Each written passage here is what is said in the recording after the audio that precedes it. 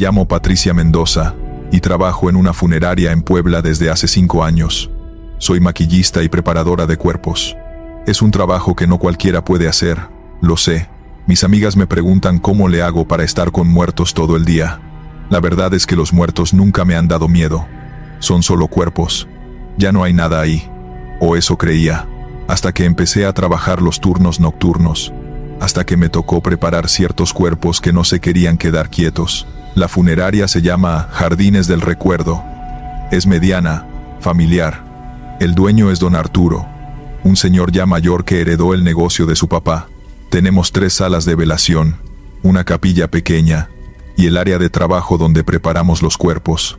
Ahí es donde paso la mayor parte de mi tiempo, maquillando, vistiendo, arreglando a los difuntos para que sus familias los vean presentables una última vez. Es un trabajo importante, dar dignidad en la muerte. Los primeros años trabajé turno de día, de 8 de la mañana a 5 de la tarde. Tranquilo, siempre había más gente. Mi compañero Raúl, que es embalsamador, mi jefa Claudia, que maneja la administración, y a veces don Arturo. Pero hace 6 meses Raúl renunció. Se fue a otra funeraria que le pagaba más. Don Arturo me ofreció cubrir algunos turnos nocturnos, de 8 de la noche a 6 de la mañana, con un aumento del 30%. Necesitaba el dinero. Acepté. Mi primer turno nocturno fue un martes. Llegué como siempre. Don Arturo me dio las indicaciones. Esta noche hay 2 cuerpos que preparar. Un señor de 70 años, muerte natural, y una mujer joven, accidente de auto. La familia del señor viene mañana a primera hora, la de la chica hasta el jueves, así que prepara primero al señor. Me dio los expedientes, me explicó que estaría solo yo en el área de preparación, pero que el velador, don Memo, estaría en la entrada toda la noche. Cualquier cosa me llamas. Yo vivo arriba, me quedé sola. Fui al cuarto frío donde guardamos los cuerpos. Saqué primero al señor. Lo llevé en la camilla a la sala de preparación. Era un hombre mayor, delgado, con barba blanca. Se llamaba don Ramiro. Empecé mi trabajo. Lo lavé, lo vestí con el traje que había traído su familia. Lo maquillé. Todo normal, rutinario. Tardé como 2 horas. Quedó bien. Lo llevé a una de las salas de velación. Lo acomodé en su ataúd. Volví por la mujer. Se llamaba Andrea, 28 años. El expediente decía que había muerto en un choque frontal, trauma craneal severo. Cuando la saqué del cuarto frío y vi su cara, me impresionó. Estaba muy golpeada. Iba a necesitar mucho trabajo de reconstrucción y maquillaje. La llevé a la sala de preparación. Empecé. Limpié las heridas. Reconstruí con cera algunas partes de su rostro. Es un proceso largo, delicado. Iba concentrada. Como a la 1 de la mañana, mientras trabajaba en su mejilla izquierda, sentí algo. Un movimiento. Sutil. Levanté la vista. El brazo de Andrea, que había estado junto a su cuerpo, ahora estaba ligeramente levantado. Me quedé quieta. Es el rigor mortis, me dije. Los músculos se contraen. Acomodé su brazo de nuevo junto a su cuerpo. Seguí trabajando. 5 minutos después, volvió a pasar. El brazo se levantó otra vez. Más esta vez, como si quisiera alcanzar algo. Me alejé de la mesa. Mi corazón latía rápido. Esto no era normal. Los cuerpos no se mueven así. No de esa manera. Salí de la sala. Fui a buscar a don Memo. Lo encontré en su garita de la entrada viendo su celular. Don Memo, el cuerpo de la sala de preparación se está moviendo. Me miró serio. ¿La muchacha del accidente? Asentí. Ah, sí. A veces pasa con los que murieron de golpe. Violent deaths, dicen los gringos. Como que no se dan cuenta que ya se fueron. Dale tiempo. Se calma. Volví a la sala. Andrea seguía en la misma posición donde la había dejado, su brazo en su lugar. Respiré profundo. Solo son contracciones musculares. Nada más. Seguí con mi trabajo. Terminé su rostro. Quedó presentable. Sus heridas ocultas bajo el maquillaje. Me faltaba vestirla. Su familia había traído un vestido azul. Empecé a ponérselo. Y entonces escuché algo que me heló la sangre. Un suspiro. Salió de su boca. Un suspiro largo. como de alivio. Me quedé paralizada.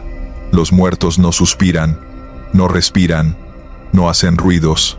Me acerqué a su cara. Puse mi mano cerca de su nariz. Nada. No había aire. Estaba muerta. Completamente muerta. Pero había escuchado ese suspiro. Claro. Real. Terminé de vestirla rápido. Quería sacarla de ahí. Llevarla a su sala de velación y acabar con esto. La acomodé en la camilla. Empecé a empujarla hacia afuera. Y entonces habló. Gracias. Una palabra, susurrada, débil, pero clara, salió de sus labios. Solté la camilla, corrí afuera, grité por don Memo. Vino corriendo. ¿Qué pasó? Habló. La muerta habló.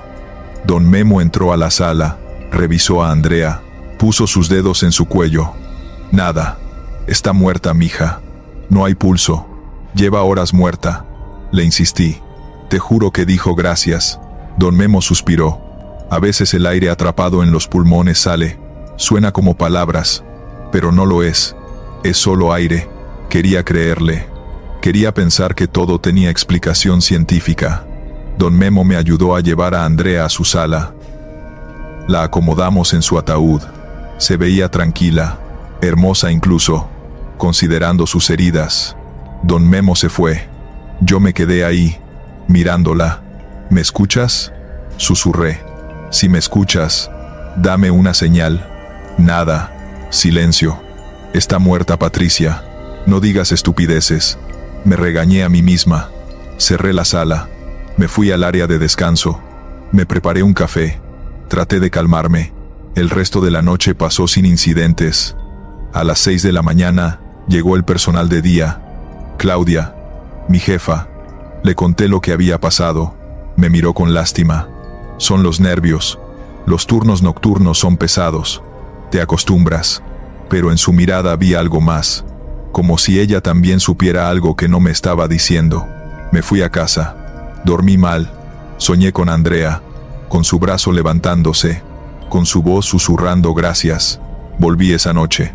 Miércoles. Había un cuerpo nuevo. Un hombre de mediana edad.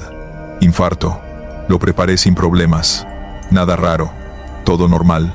Empecé a relajarme. Tal vez Claudia tenía razón. Eran solo nervios.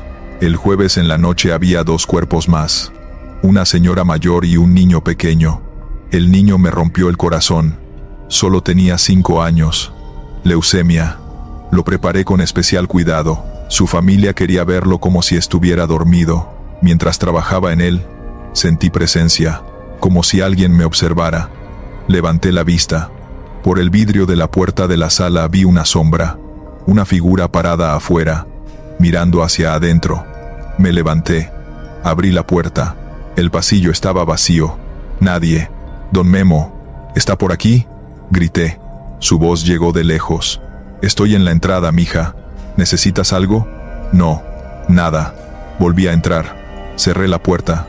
Seguí trabajando, pero la sensación de ser observada no se iba. Terminé con el niño. Lo llevé a su sala. Cuando regresé a la sala de preparación a limpiar, vi algo que me dejó sin aire. En la mesa donde había estado el niño, había una huella pequeña, de mano de niño, en el metal frío de la mesa. Imposible. La mesa estaba limpia cuando empecé. Yo misma la había desinfectado. Limpié la huella rápido. Traté de no pensar en eso. Terminé mi turno. Me fui. Pasaron 2 semanas. Más turnos nocturnos. Más cuerpos. Y más cosas raras. Sonidos de pasos en los pasillos vacíos. Puertas que se abrían solas. Una vez, encontré flores tiradas en el piso frente a una de las salas. Flores frescas que no estaban ahí minutos antes. Le pregunté a don Arturo si podía volver al turno de día. Me preguntó por qué. No quise decirle la verdad. Prefiero el día. Extraño a mis compañeros. Aceptó. Me regresó al turno diurno. Pensé que todo terminaría ahí. Pero hace una semana, durante el día, mientras preparaba a una señora, Claudia entró. Patricia, ¿te puedo preguntar algo? Claro. Cuando trabajabas de noche, ¿notaste algo raro? Dudé. ¿Cómo qué? ¿Cómo? Movimientos, sonidos, cosas así. Le conté todo, los brazos que se movían, el suspiro, la voz, las huellas. Claudia asintió despacio. A todos nos ha pasado. Don Arturo no lo admite, pero lo sabe. Esta funeraria está construida sobre lo que era un hospital viejo. Un hospital que cerró en los 60 por negligencia. Mucha gente murió ahí. Malos cuidados, errores médicos. Dicen que algunos no se fueron, que siguen aquí. Le pregunté por qué nadie me había advertido. Porque si te lo decimos te asustas. Es mejor que lo descubras tú misma. Y que aprendas a convivir con eso. Los que trabajamos aquí eventualmente lo aceptamos. Es parte del trabajo. Le pregunté si era peligroso. No. Nunca nos han hecho daño. Solo quieren, no sé, compañía tal vez, o recordarnos que siguen aquí, que existieron. Me quedé callada. Andrea, la chica del accidente, ¿ella te dijo gracias? Asentí. Tal vez porque le diste dignidad, le devolviste su belleza después del accidente, y quiso agradecerte. Desde entonces veo mi trabajo diferente. Ya no son solo cuerpos, son personas, que tal vez todavía están ahí de alguna forma, observando, sintiendo. Y mi trabajo no es solo hacer que se vean bien, es tratarlos con respeto, con amor, porque tal vez me están viendo trabajar, tal vez me escuchan hablar, y tal vez, solo tal vez, cuando hago bien mi trabajo, se van en paz, sabiendo que fueron cuidados, que fueron importantes, que alguien se preocupó por ellos, hasta el final.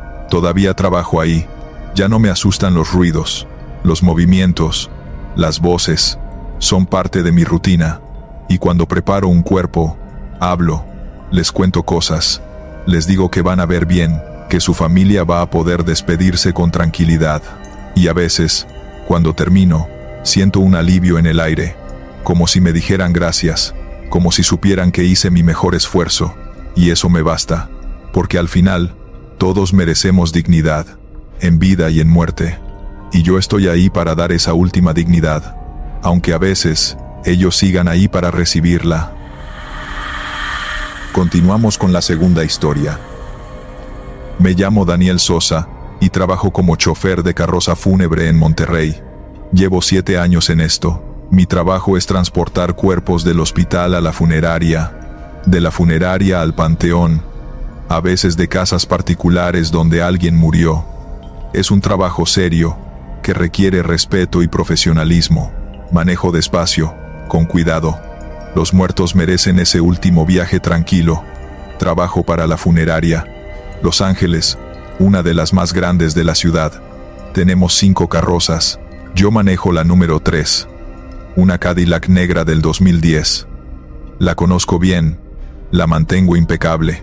La mayoría de los traslados son durante el día, pero a veces hay urgencias nocturnas.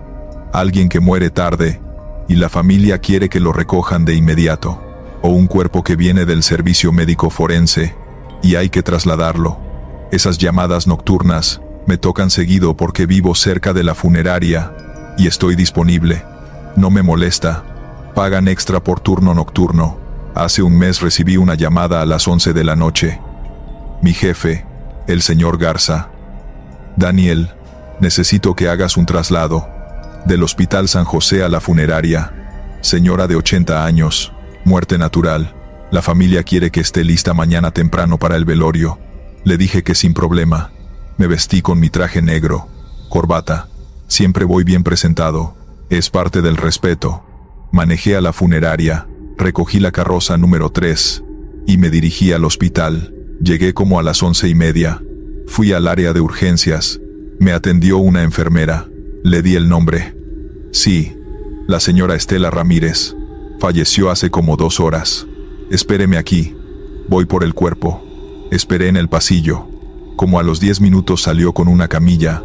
El cuerpo venía en una bolsa negra. Me ayudó a pasarlo a la camilla de la carroza. Firmé los papeles. ¿Viene alguien de la familia?, le pregunté. No. Dijeron que irían mañana directo a la funeraria. Está bien. Subí el cuerpo a la parte trasera de la carroza. Cerré las puertas. Me subí al volante. El Hospital San José está en la zona sur de Monterrey. La funeraria está en el centro, como 20 minutos de camino. Eran casi las 12 cuando salí. Las calles estaban tranquilas, poco tráfico. Puse música clásica bajita. Siempre pongo música tranquila cuando llevo un cuerpo. Me parece respetuoso. Manejaba por la avenida Constitución cuando escuché algo. Un golpe, seco, que venía de atrás, de donde estaba el cuerpo. Miré por el retrovisor. No veía nada. La cortina que separa la cabina de la parte trasera estaba cerrada como siempre. Pensé que tal vez algo se había movido por el freno. Algún equipo que llevamos atrás. Seguí manejando. Otro golpe. Más fuerte. Como si alguien golpeara las puertas desde adentro. Me empecé a poner nervioso. Disminuí la velocidad. Los golpes continuaron. 3, 4 veces. Metálicos. Fuertes. Me hice a un lado y me detuve. Puse las intermitentes. Bajé del coche. Caminé a la parte trasera. Los golpes se habían detenido. Abrí las puertas con cuidado. El cuerpo estaba ahí. En su bolsa. En la camilla. Todo asegurado. No había nada más. Nada que pudiera haberse movido. Cerré las puertas. Tranquilo, Daniel. Son nervios. Me subí otra vez. Arranqué. No había avanzado 2 cuadras cuando empezó otra vez. Pero ahora no eran golpes. Era un rasguño, como uñas raspando metal. Desde adentro de la bolsa, un sonido largo, lento, que me erizó la piel. No puede ser. Los muertos no se mueven. Los muertos no rasguñan. Aceleré un poco. El rasguño se hizo más fuerte, más desesperado, como si alguien intentara salir. Agarré mi celular con mano temblorosa. Llamé al señor Garza. Contestó adormilado. «Daniel, ¿qué pasó?» «Señor, el cuerpo. Está haciendo ruidos». «¿Qué?» «Ruidos. Golpes. Rasguños. Como si estuviera vivo». Hubo una pausa. «Daniel, los cuerpos a veces liberan gases, hacen ruidos. Es normal. Esto no es gas, señor. Esto es diferente. Tranquilízate. Solo tráelo. Ya lo revisamos aquí». Colgué. Intenté calmarme. Faltaban 10 minutos para la funeraria. Podía aguantar 10 minutos. Pero entonces escuché algo peor. Una voz, amortiguada, que venía de la bolsa. Ayuda. Una palabra. Clara. Una voz de mujer. Anciana. Ayuda. Por favor. Pisé el freno. La carroza se detuvo en medio de la calle. Mi corazón latía tan fuerte que me dolía el pecho. «Señora», grité hacia atrás.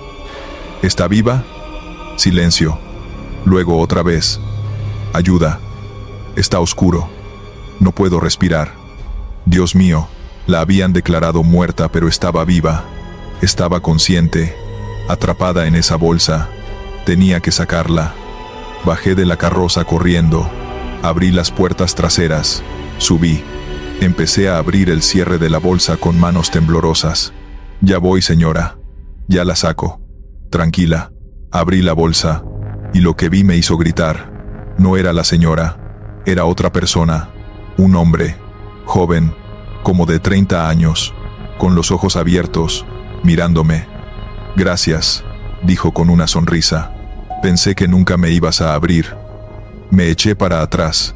Caí de la carroza. Me golpeé la espalda contra el pavimento. El hombre se sentó. Salió de la bolsa. Bajó de la carroza. Se paró frente a mí. «¿Quién? ¿Qué eres?» Tartamudeé. «Soy nadie. O tal vez alguien que ya no debería estar aquí. ¿Sabes cuánto tiempo llevo esperando que alguien me abra esa bolsa?» Traté de levantarme. Retrocedí arrastrándome. «No te voy a hacer nada», dijo. «Solo quería salir. Ya estuve ahí adentro. Suficiente tiempo». Se alejó caminando. Por la calle. Como si nada. Desapareció en la oscuridad. Me quedé ahí tirado. Temblando.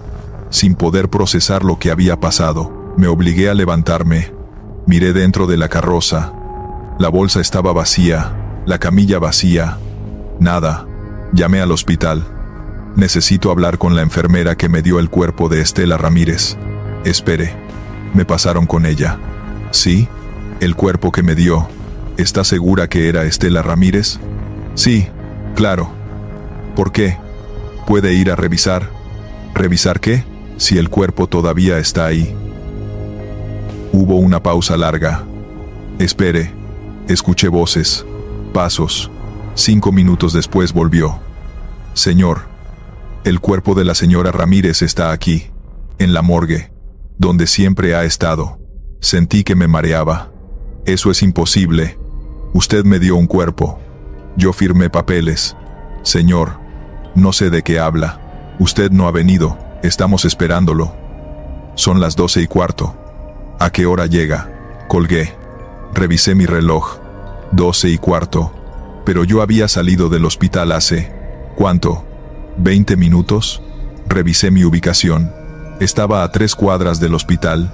No me había movido casi nada. Como si los últimos 20 minutos no hubieran pasado. Como si todo hubiera sido... ¿qué? ¿Una alucinación? Pero la bolsa estaba abierta. Yo la abrí. Vi al hombre. Habló conmigo. Volví al hospital. Entré a urgencias. La misma enfermera estaba ahí. ¿Señor Sosa? Sí. Pensé que ya había venido. Aquí está el cuerpo. Me llevó a la morgue. Ahí estaba. Bolsa negra nueva. Con una etiqueta. Estela Ramírez. Es la primera vez que viene, ¿verdad? Me preguntó. Asentí sin poder hablar. Me ayudó a cargar el cuerpo. Lo puse en la carroza. Firmé los papeles. Salí. El trayecto a la funeraria fue normal. Sin ruidos. Sin golpes. Sin voces. Llegué como a las 12:30. Descargué el cuerpo. El señor Garza estaba esperando. ¿Todo bien? Sí, señor. Mentí. No iba a contarle lo que había pasado. Sonaría a locura. Me fui a casa. No pude dormir. Me quedé despierto pensando. ¿Qué fue eso? ¿Un sueño mientras manejaba? ¿Una alucinación por cansancio? Al día siguiente volví a la funeraria. Le pregunté al señor Garza si habían tenido algún traslado raro en la carroza número 3. Me miró extraño. ¿Raro? ¿Cómo? No sé. Cuerpos equivocados. Cosas así. No. ¿Por qué? Por nada. Simple curiosidad. Pero esa tarde, mientras limpiaba la carroza, encontré algo. Dentro de la bolsa que había estado vacía. La bolsa donde vi al hombre, había algo en el fondo. Una identificación. Vieja. De esas de plástico que dan en los hospitales a los pacientes. Decía un nombre. Marcos Salinas. Y una fecha. Ingreso. 15 de marzo de 2018. Busqué ese nombre en internet. Encontré una nota de periódico. Hombre desaparece de hospital. Marcos Salinas, de 28 años, desapareció del Hospital San José el 15 de marzo de 2018. Estaba en urgencias. Su familia reporta que no lo pueden localizar. Las cámaras del hospital no muestran que haya salido. La nota era de hace 6 años. 6 años de ese hombre desaparecido. Y yo lo vi anoche. Salir de una bolsa. Caminar. Hablar. No sé qué pasó esa noche. Si viajé en el tiempo. Si entré en otra dimensión. Si finalmente Marcos encontró su salida después de años atrapado en algún limbo. Lo único que sé es que desde entonces reviso las bolsas antes de subirlas a la carroza. Y si escucho cualquier ruido, cualquier cosa rara, me detengo. Llamo. Verifico. Porque aprendí que a veces los vivos parecen muertos. Y a veces los muertos todavía están buscando una salida. Y nosotros, los que trabajamos con ellos, somos los únicos que podemos ayudarlos. O los únicos que podemos quedar atrapados en su búsqueda. Y no sé cuál es peor. Vamos con la tercera historia. Me llamo Gabriela Torres. Y hace 3 semanas enterré a mi hermano mayor. Se llamaba Javier. Tenía 32 años. Murió en un accidente de moto. Fue muy rápido. Me dijeron. No sufrió. Eso se supone que debe consolarme, pero no lo hace. Era mi único hermano. Mi mejor amigo. Y ahora se fue. Lo velamos en la funeraria Jardines Eternos en Querétaro. 2 días completos. Familia, amigos, compañeros de trabajo. Mucha gente lo quería. Pero lo que pasó la segunda noche del velorio me hizo entender que Javier tal vez no estaba listo para irse. O que había algo que necesitaba decirnos antes de partir. El accidente fue un martes. Una camioneta se pasó un alto y lo golpeó de frente. Javier iba en su moto viniendo del trabajo. Murió en el hospital como 2 horas después. Nunca recuperó la conciencia. Mis papás y yo llegamos, pero ya era tarde. Solo pudimos verlo ya muerto, pálido, quieto, con heridas en la cara y el cuerpo. Fue horrible. Lo peor que he vivido. Tengo 26 años y nunca había perdido a alguien tan cercano. La funeraria nos atendió bien. Nos explicaron todo el proceso. El velorio sería miércoles y jueves. El entierro el viernes en la mañana. Escogimos un ataúd sencillo. Javier no era de lujos. Era simple, trabajador, honesto, mecánico automotriz. Le encantaban los carros y las motos. Toda su vida entre motores. La gente de la funeraria lo preparó. Lo maquillaron para cubrir las heridas. Lo vistieron con su camisa favorita, una de cuadros azules que siempre usaba. Cuando lo vi en el ataúd me quebré. Se veía como dormido, como si fuera a despertar en cualquier momento. El velorio empezó el miércoles a las 4 de la tarde. La sala se llenó. Amigos de la infancia, primos, tíos, vecinos, compañeros de trabajo del taller donde trabajaba, su novia Marcela, destrozada. Todos llorando, abrazándose, compartiendo historias de Javier, de cómo era buena onda, siempre dispuesto a ayudar, como esa vez que arregló el coche de la vecina gratis porque sabía que no tenía dinero, o cuando enseñó mecánica básica a los chavos del barrio para que no los estafaran en los talleres. La primera noche pasó normal, dentro de lo que cabe. Dolor, llanto, rezos. Como a las 11 empezó a vaciarse la sala. La gente se fue a descansar. Solo quedamos los más cercanos, mis papás, Marcela, 2 primos, y yo. El velador de la funeraria, un señor mayor llamado Don Pepe, nos dijo que podíamos quedarnos toda la noche si queríamos, que él estaría en su garita por cualquier cosa. Decidimos quedarnos. Queríamos acompañar a Javier. Como a las 2 de la mañana, mis papás se quedaron dormidos en unas sillas. Estaban agotados. Marcela también. Mis primos salieron a fumar. Me quedé sola en la sala con Javier. Me senté junto al ataúd. Lo miré. No puedo creer que ya no estés. Le susurré. Tenías tantos planes. Ibas a abrir tu propio taller. Te ibas a casar con Marcela. Todo se acabó en un segundo. Lloré. Puse mi mano sobre las suyas que estaban cruzadas sobre su pecho. Estaban frías, duras. Eso me hizo llorar más. Y entonces sentí algo. Un movimiento, sutil, bajo mi mano, como si sus dedos se hubieran contraído. Quité mi mano rápido. Miré sus manos. No se habían movido. Es tu imaginación, me dije. El cansancio, el estrés, el dolor, te hacen ver cosas. Volví a poner mi mano sobre la suya, y lo sentí otra vez, un pequeño apretón, como cuando estábamos chicos, y él me tomaba de la mano para cruzar la calle. «Javier», susurré. Me levanté. Mi corazón latía fuerte. Miré su cara. Seguía igual, inmóvil, ojos cerrados, sin vida, pero juro que sentí ese movimiento. Salí de la sala, fui al baño, me lavé la cara con agua fría. «Estás cansada, Gaby, necesitas dormir». Volví a la sala. Mis papás seguían dormidos, Marcela también. Me senté otra vez, pero esta vez más lejos del ataúd. No quería acercarme. Tenía miedo de sentir ese movimiento otra vez. Como a las 4 de la mañana desperté sobresaltada. Me había quedado dormida. La sala estaba en silencio. Solo se escuchaba la respiración de mis papás. Y algo más.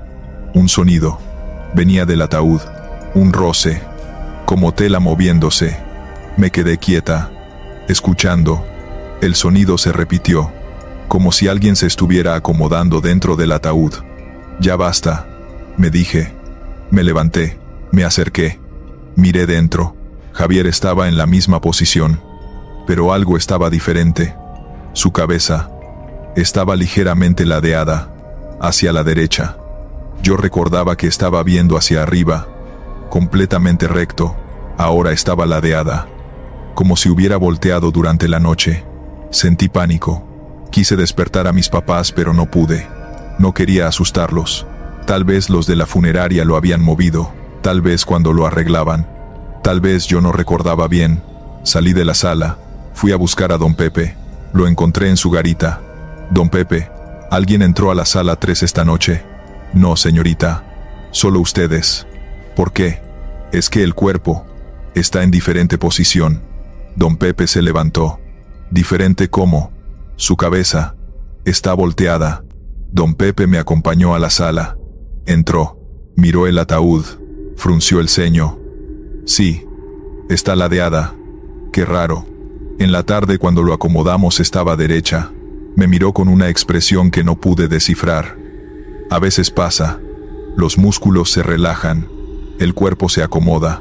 Es normal. Pero su voz no sonaba convencida. Salió de la sala. Si nota algo más, me dice. Me quedé ahí, mirando a Javier. ¿Qué está pasando?, le pregunté.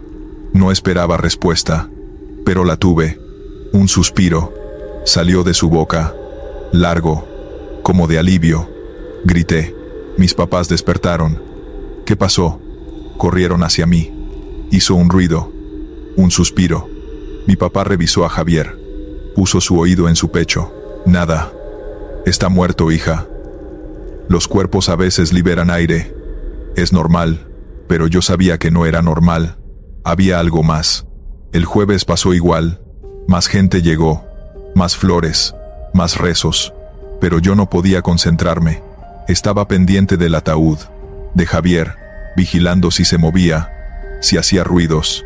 Durante el día, con tanta gente, no pasó nada. Pero cuando llegó la noche otra vez, cuando la sala volvió a vaciarse, empezó. Esta vez fueron sus manos. Las que habían estado cruzadas sobre su pecho se movieron. Quedaron a los lados de su cuerpo. Y su boca estaba ligeramente abierta. No completamente cerrada como antes. Marcela lo notó también.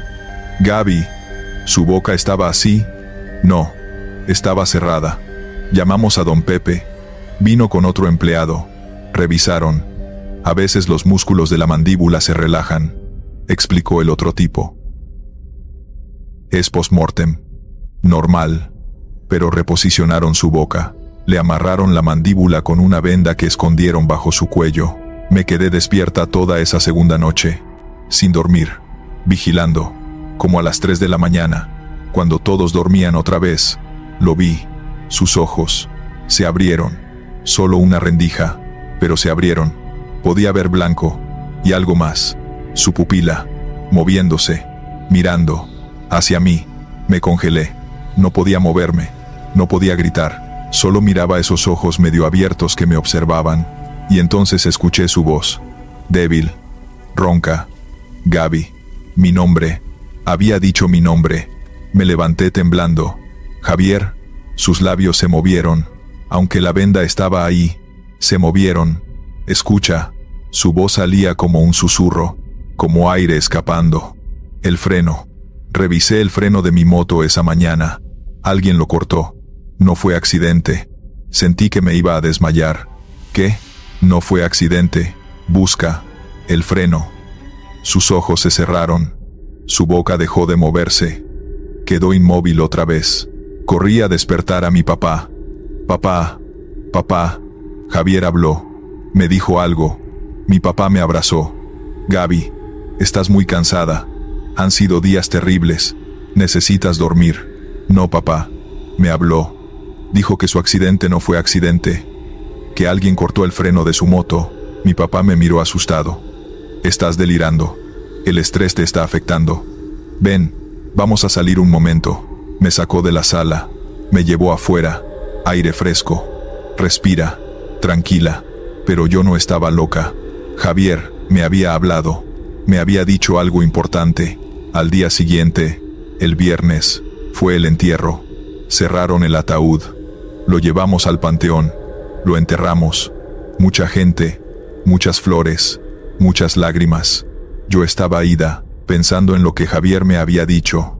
Cuando terminó todo, cuando regresamos a casa, les conté a mis papás, con calma, con detalles, lo que había visto, lo que había escuchado. Mi mamá lloró. No puede ser. Javier está muerto. No puede haberte dicho nada. pero mi papá se quedó pensativo. ¿Y si tiene razón? ¿Y si lo que vio Gaby fue real de alguna manera? Deberíamos revisar la moto. La moto estaba en el corralón. La policía la había llevado ahí después del accidente. Fuimos. Pedimos verla. Estaba destrozada, pero mi papá, que sabe de mecánica porque se lo enseñó Javier, revisó los frenos y encontró algo. El cable del freno delantero estaba cortado, no roto por el impacto, cortado, con algo filoso, limpio, intencional. Reportamos a la policía. Abrieron investigación. Resultó que Javier había tenido problemas con alguien en el trabajo. Un compañero que él había reportado por robar herramientas. Ese compañero había sido despedido y había jurado vengarse. Lo arrestaron, confesó. Había ido a la casa de Javier de madrugada. Cortó el freno. Sabía que Javier revisaba su moto cada mañana, pero solo por encima, no con detalle. Sabía que no lo notaría. Javier fue asesinado. Y de alguna manera, desde la muerte, logró decírnoslo. Logró hablar. Logró moverse. Logró hacer lo necesario para que buscáramos la verdad. No sé cómo es posible. No sé si fue su espíritu. Si fue su voluntad tan fuerte que mantuvo su cuerpo parcialmente consciente. O si simplemente Dios le dio esa oportunidad. Esa última oportunidad de cuidarnos, de protegernos, de asegurarse que su asesino no quedara libre. Han pasado 3 semanas. Voy a su tumba seguido, le hablo, le agradezco, le digo que lo extraño, que hizo lo correcto, que gracias a él hay justicia, y a veces, cuando estoy ahí, siento una brisa suave, aunque no haya viento, y sé que es él, que me está escuchando, que está en paz ahora, porque cumplió lo que tenía que cumplir, y que aunque ya no esté físicamente conmigo, siempre va a cuidarme, como siempre lo hizo, como lo hizo incluso después de muerto. Historia 4. Me llamo Fernando Ruiz, y soy velador en la funeraria San José en Guadalajara. Llevo 3 años en este trabajo. Turno de noche, de 10 de la tarde a 8 de la mañana. Mi trabajo es simple: cuidar las instalaciones, revisar que todo esté en orden, atender a las familias que velan a sus difuntos si necesitan algo. Café, agua, Kleenex, lo básico. Es un trabajo tranquilo, bien pagado. La mayoría de las noches no pasa nada, pero hay noches en las que recibimos un cuerpo especial. Un cuerpo que viene solo, sin familia, sin nadie que lo vele, y esas noches son diferentes. La funeraria tiene 4 salas de velación. Generalmente todas están ocupadas. Guadalajara es grande, muere gente todos los días. Mi rutina es hacer rondas cada hora. Paso por cada sala, verifico que las familias estén bien, que no necesiten nada. Entre rondas me quedo en mi garita en la entrada, veo la televisión, leo. Es solitario pero no me molesta, prefiero la soledad a tratar con gente todo el tiempo. Hace 2 meses llegó un cuerpo diferente. Era un lunes como a las 11 de la noche. Una ambulancia lo trajo. El paramédico me explicó. Indigente. Lo encontraron muerto en un parque, sin identificación, sin familia conocida. El municipio lo manda aquí mientras encuentran a alguien o lo entierran en fosa común. Firmé los papeles. Ayudé a bajar el cuerpo. Era un hombre como de 50 años. Ropa sucia. Olía mal. Lo llevamos a la sala 4, la más pequeña, la que usamos para estos casos. El encargado de la funeraria, don Miguel, llegó al día siguiente y me dio instrucciones. Si en 3 días no aparece nadie, el municipio se lo lleva para enterrarlo. Mientras tanto, ahí se queda. No lo prepararon, no lo maquillaron, solo lo pusieron en un ataúd simple, de madera sin barnizar. Lo dejaron con su ropa, sin flores, sin velas, sin nada. Solo un cuerpo en una sala vacía. Esa noche hice mi primera ronda. Pasé por las salas 1, 2 y 3, todas con familias, gente llorando, rezando, acompañando a sus muertos. Llegué a la sala 4, abrí la puerta, el hombre estaba ahí, solo, el ataúd abierto, las luces apagadas, solo la luz del pasillo entrando. Me quedé en la puerta unos segundos, sentí algo raro, una tristeza profunda. No era por mí, era del ambiente. como si la habitación misma estuviera triste. Cerré la puerta y seguí. A las 2 de la mañana hice otra ronda. Las salas 1 y 2 ya estaban vacías. Las familias se habían ido a descansar. Solo quedaba gente en la sala 3. Llegué a la 4. Abrí y me quedé helado. Había alguien sentado en una de las sillas frente al ataúd. Una figura oscura. No podía ver bien por la poca luz. Disculpe. La figura no se movió. Encendí la luz de la sala. No había nadie. La silla estaba vacía, pero juro que había visto a alguien, una sombra sentada ahí. Revisé toda la sala. Detrás de las sillas, en las esquinas. Nada. Nadie podía haber salido. Yo estaba bloqueando la única puerta. Me acerqué al ataúd. El hombre seguía igual. Muerto. Quieto. Pero su cara se veía diferente. Menos tensa. Como más relajada. Pensé que era mi imaginación. Apagué la luz. Salí. Cerré la puerta. Me quedé afuera, un momento, escuchando. Nada. La tercera ronda, a las 4 de la mañana. Algo más pasó. Cuando abrí la puerta de la sala 4, sentí aire frío salir, como si hubieran prendido el aire acondicionado al máximo. Pero esa sala no tiene aire acondicionado. Ninguna lo tiene. Entré. Hacía frío de verdad. Podía ver mi aliento. Y entonces lo escuché. Una voz, baja, como un murmullo. Venía del ataúd. Me acerqué despacio. El murmullo continuaba. No eran palabras claras, más bien como un lamento, un sollozo. ¿Hay alguien aquí? Mi voz sonó ridícula. Estaba hablándole a un muerto.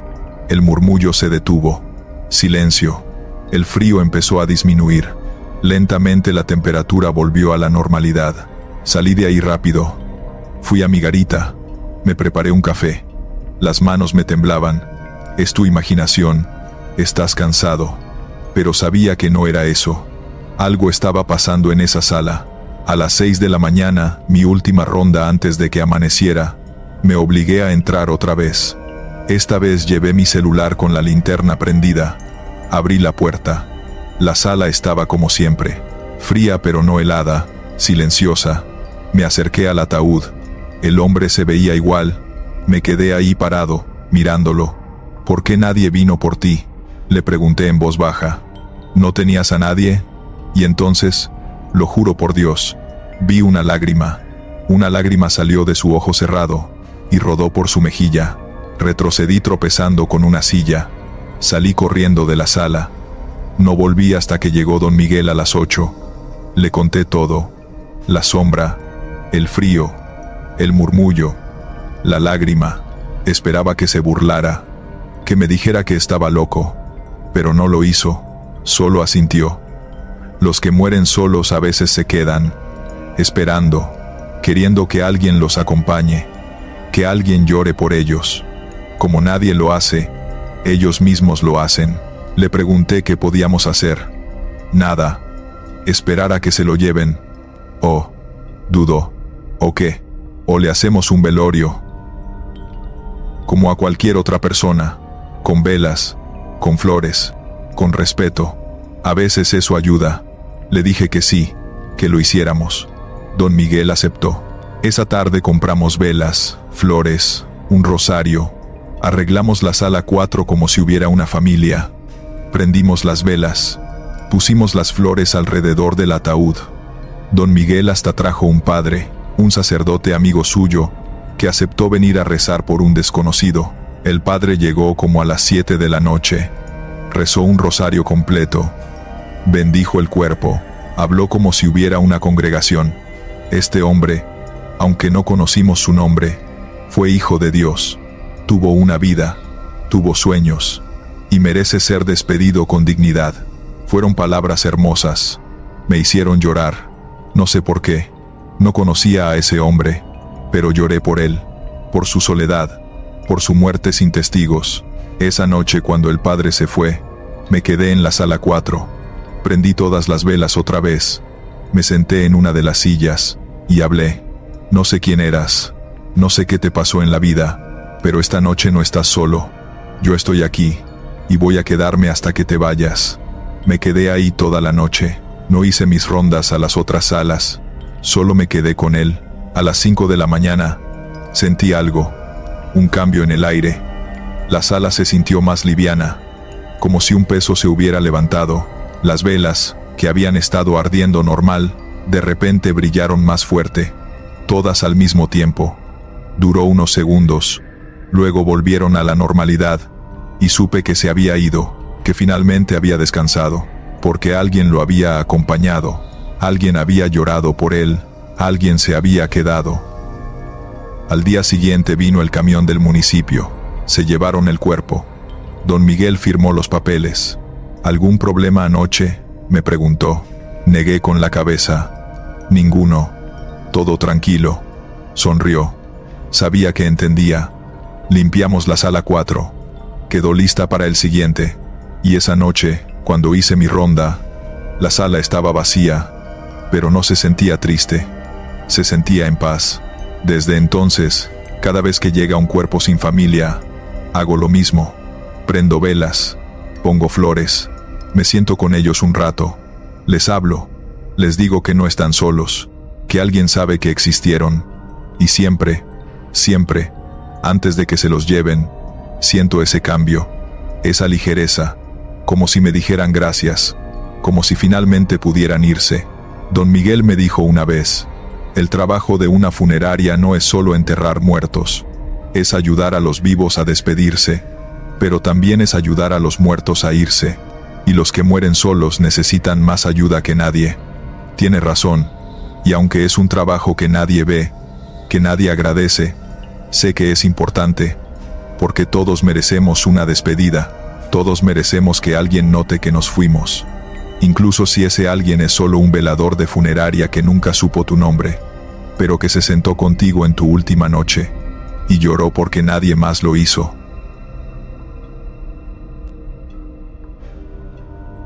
Gracias por escuchar. Estos fueron los relatos. Suscríbete, deja un like y dime si te gustaron las historias de hoy. Nos vemos pronto.